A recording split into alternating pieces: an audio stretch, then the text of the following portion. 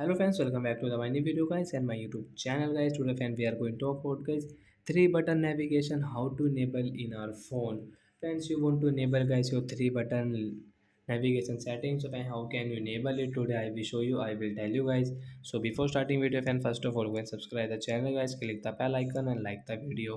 So friends, now let's see how can we enable this three button navigation and how can we disable guys these gestures, this gesture navigation mode setting guys. Today I will show you, I will tell you guys.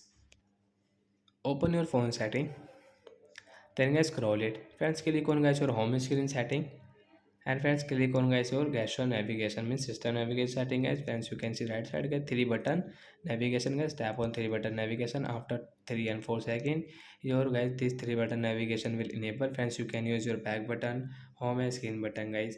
And friends, you can see guys this gesture setting will disable in our phone guys. We cannot back from this right and left side. You want to back, you can use your three button navigation. So that's it guys, thanks for watching the video, bye guys.